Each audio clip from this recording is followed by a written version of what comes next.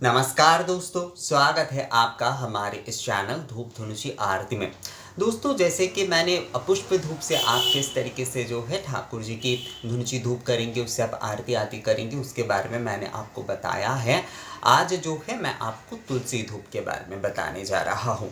तुलसी धूप जो है वो आप ठाकुर जी को निवेदन कर सकते हैं, यानी कि निवेदन के मूल रूप से जो धूप है, दशोपचार पूजा आदि के समय जो आप धूप निवेदन करेंगे, उसमें जो है आप ये तुलसी धूप विशेष करके उपयोग कर सकते हो। उसके साथ साथ जो है जब आप ठाकुर जी की धूप सेवा करेंगे तो उसमें भी जो है ना आप ये तुलसी धूप दे सकते हैं।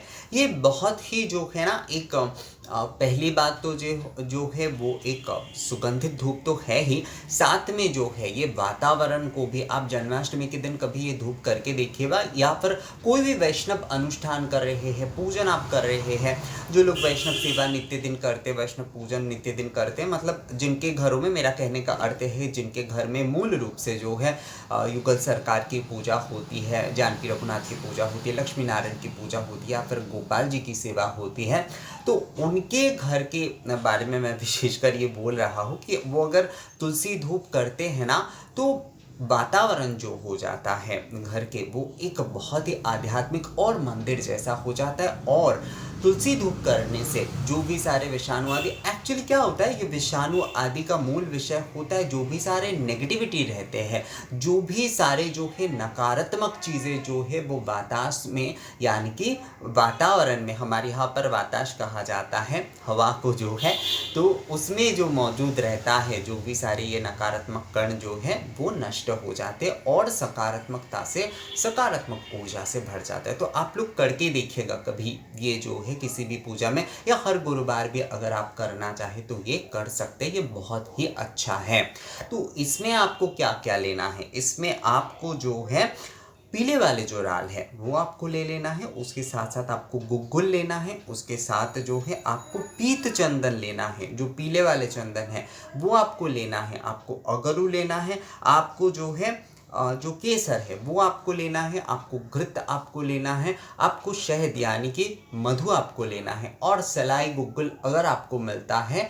बहुत सारे लोगों ने कहा है कि क्या सलाई गुग्गुल जो है वो लोबान ही है, नहीं, सलाई गुग्गुल लोबान नहीं है। सलाई गुग्गुल जो है वो एक अलग प्रकार का गुग्गुल होता है, इसे एक्चुअली जो है ना, इसे शल्लकी कहा जाता है। आप लोग थोड़ा सर्च करिएगा, ये आप लोगों को मिल जाएगा। सलाई गुग्गुल क्या होता है, थोड़ा पीले टाइप का ज़्यादा होता है। नॉर्मली गुग्गुल ज़्यादातर जैसे कि थोड़ा मतलब डार्क ऑरेंज या फिर जो है ना थोड़ा ब्राउनी ब्राउनी देखने को होता है। एक्चुअली वो ब्राउन होता नहीं है, वो इतना डार्क होता है ना, वो जो नारंगी रंग का ही एक्चुअली गुग्गुल होता है, वो इतना डार्क नारंगी होता है, इसलिए जो है ना गुग्गुल उस प्रकार का देखने को लगता है नॉर्मली जो हम लोग इस्तेमाल करते हैं। पर सलाई गुग्गुल मूल रूप से पीले रंग का होता है।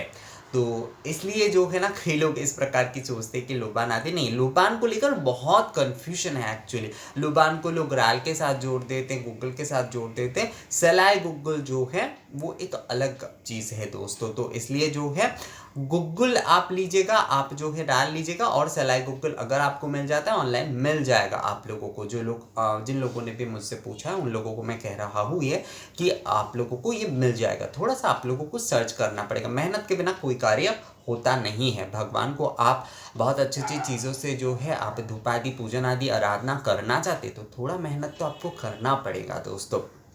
तो ये सारे आप ले लीजिएगा। अब इसके साथ जो सबसे इम्पॉर्टेंट चीज़ है वो है तुलसी पत्र। तुलसी के जो पत्र एकदम सूखे नहीं है, थोड़ा सा सूखे हैं और थोड़ा सा उसमें जो है ना हरापन है। देखिएगा ऐसे कुछ पत्ते जो होते हैं ना, मैं आपको दिखाऊंगा कि जो पत्ते जो हैं एकदम से जो है वो सूखे भी ना हो और एकदम से पूरे तरीके से जो है ना हरे भी नहीं हो, उस प्रकार के पत्तों का जो है ना आपको तुलसी धूप करने के लिए उपयोग करना चाहिए। और इन्हें आप घी में डुबोकर अगर इस्तेमाल करते तो ज़्यादा अच्छा रहता है। इसके साथ तुलसी के जो मंजरी होते हैं उसे भी आप जो है इस्तेमाल करिएगा। तुलसी मंजरी में भी एकदम सूखे वाले मत करिएगा। और वैसे तो देखिए कहा जाता है कि अगर आपको तुलसी पत्र नहीं मिल रहे हैं तो तुलसी मंजरी से, और मंजरी नहीं मिल रहे तो काष्ठ से, या फिर जो है काष्ठ भी नहीं मिल रहे हैं तुलसी के, तो तुलसी माँ जिस मिट्टी में थे, मतलब जिस गमले आदि में या फिर जिस जगह पर थे वहाँ के मिट्टी लेकर श्री हरि विष्णु के पूजन करना चाहिए। मतलब तुलसी के किसी भी वस्तु से जो है, तुलसी माँ के किसी भी वस्तु से श्रीहरि के सेवा पूजन करना ही चाहिए। ये बहुत ही जो है एक, कई लोग जैसे कि तुलसी नहीं होते तो तुलसी काष्ठ की माला अलग से खरीद के रखते, उसके जल से जो है पूजन आदि करते हैं। तो इस बारे में वैसे मैंने पहले एक वीडियो में बताया था आप लोगों को, ये अलग अलग अपने अपने विश्वास होते हैं, पर हाँ इसके भी विधान है।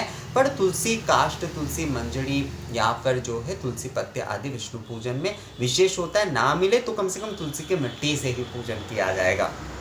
पर ये जो विषय है दोस्तों, ये आपको ध्यान में रखना है कि जब आप धूप कर रहे हैं, तुलसी काष्ठ की धूप मैं यहाँ पर नहीं बोल रहा हूँ। तुलसी धूप में जो है मूल रूप से वो मंजरी और जो सूखे जो पत्ते हैं, जो कि एकदम हरे भी नहीं है एकदम सूखे भी नहीं है, इस प्रकार के पत्तों को और मंजरियों को जो है आप घी के साथ तुलसी धूप में जो है आप उपयोग करिएगा।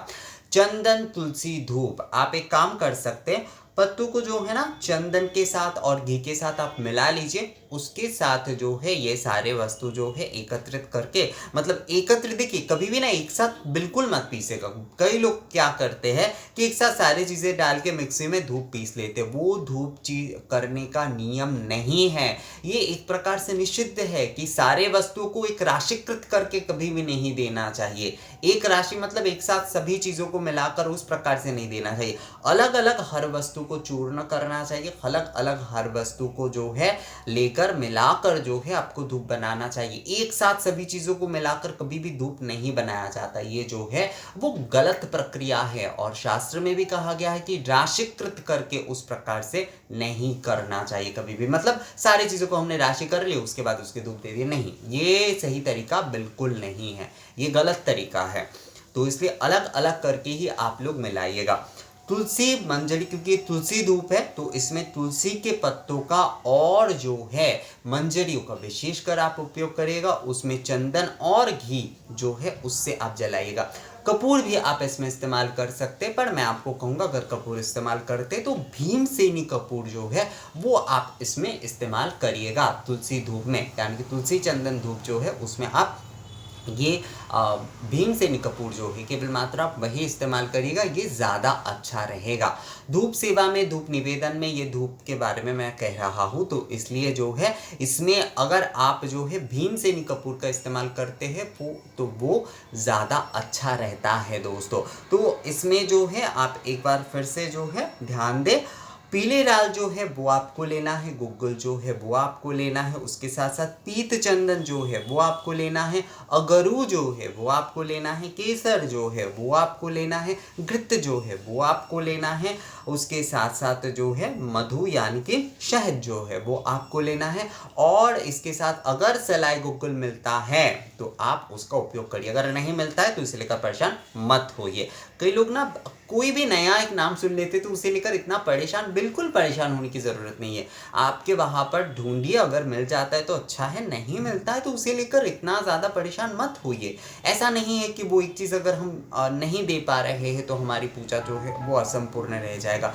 लोगों के मन में ये एक भावना हो जाती है कि हम एक चीज़ का नहीं कर पाए तो हमारी पूजा की जो है ना विषय जो है आपके कहा गया है कि पत्र मिले, पुष्प मिले, अगर ना मिले तो केवल औषधि अगर आपके पास ही, यानी कि औषधि वाली धूप है तो उससे आप पूजा कर लीजिए। अगर वो भी नहीं है, वो भी आपने अगर मौजूद करके नहीं रखा है तो भक्ति से ही मानस उपचार पूजा आप कर लीजिए। ये एक बहुत बड़ी विषय है, इस बात को जो है ना आप हमेशा ध्यान में रखिएगा।